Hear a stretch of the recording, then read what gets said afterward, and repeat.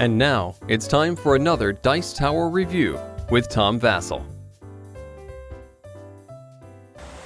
Leaping Lemmings is a game from GMT which kind of surprised me when I got it because it's not the kind of theme that I expect. GMT is most well known for their war games, although after playing this it kind of felt like a war game. But Leaping Lemmings, each player is trying to get their lemmings to be the ones to jump off the cliff, rather than having them eaten by eagles.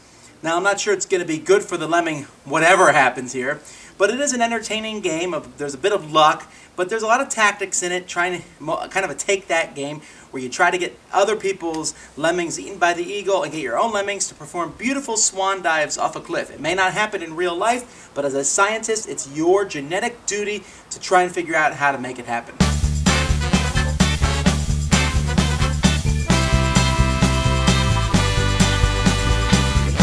So here's the game board at the beginning of the game.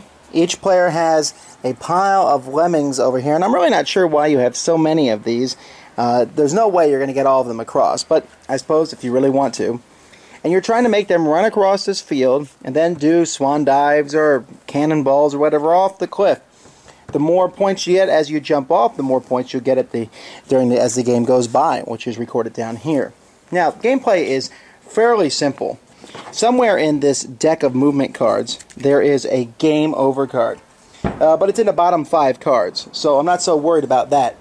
But at the beginning of each turn, one player, who's the eagle player, and this player changes each time, rolls the 2 eagle dice.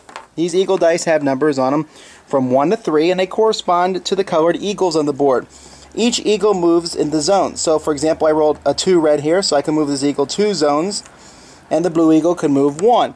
There's a possibility that you will roll a hover, which not only means the eagle does not move, but if any of these pellet pieces are off the board, you replace one of them for each hover that you roll. Now, after the eagle person has moved the eagles, then someone can move the lemmings. Each player will move the lemmings. You turn over the top movement card, and whatever number each player moves one of their lemmings, exactly that number. Now, moving is pretty simple. You can just move straight forward, 1, 2, that's how far the movement is, and they go up to 5. Or you can move sideways 1 time and then forward, but you can never move backwards. Moving into a bush or a brush space costs 2 movement points, and you can even land on top of someone else. So, for example, if yellow moved 2 there, blue could land and move George right on top of him. Now, the problem with doing that, there's 2 different things. The person on the bottom of the stack cannot move until the lemming on the top of the stack moves off of them. And there's stacking limits. In brush, for example, there can only be 2, while in the clear zone there can be 5. However, if an eagle comes and lands on a stack of lemmings, only the top one is going to be eaten. And he gets to come down to this spot over here, the eagle chow pile. And what you're basically trying to do is you're trying to get all the way across the board here, and when you're at the end here and you jump off the cliff, let's say I was here and there was a 4 card, I would go 1, and then 2, 3, 4. So I jumped off for 3 points worth. I had 3 extra movement points, so he would go up there, bringing glory to my name and getting 3 points.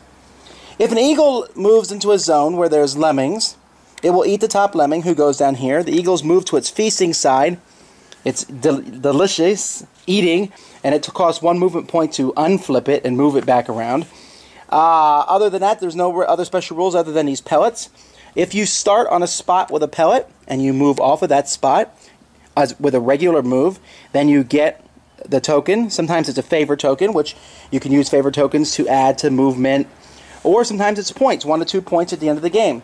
And I forgot to mention, each player has a couple special cards which they can use during the course of the game to alter the rules. Maybe move an eagle where they want it to be moved, maybe to give them extra movement. But each movement card each special card that you do use gives you fewer points at the end of the game. If you don't use your special cards, you get more points. That's it. Simple game. When you get to the game over card, the game ends. As with any tactical game, this game will take longer when you play with the max amount of players, 5, moving around, having everybody move, and there's also going to be a lot more lemmings eaten, which is pretty funny. But at the same time, it might take longer for the game to end. It seems to work really well with 2. In fact, there's some variant in the rule book to how you move the eagles. Each person controls one of the 2 eagles, and there's a lot of fun there as those eagles fly around.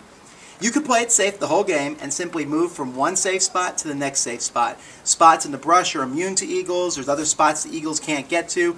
And so you could play it safe, but you won't score nearly as many points as the guy who risks it. Although, of course, risking it, there's a chance the eagle will land on you. And using those special cards, they can really help you out, but is it worth giving up the points for that? It's fun. It's a good theme. It's a game that has a lot of tactical maneuvering in it, but at the same time, it's one I would recommend to people who don't play a lot of games because it's that simple. I say, hey, move the lemmings. You can move this many spaces. Everyone moves the same amount of spaces. You can even throw the special cards out for, for people who really want to play just a simple game. I liked it. I thought it's a pretty neat game. The theme is one that I enjoy. And yes, it's not a war game. And if GMT continues to make more games like this, I think they have a good future outside the war game business. Thanks for joining us today. For more written, audio, and video reviews, as well as the #1 board game podcast, check out the website at www.thedicetower.com. Until then, this is Eric Summerer, and you've been watching The Dice Tower.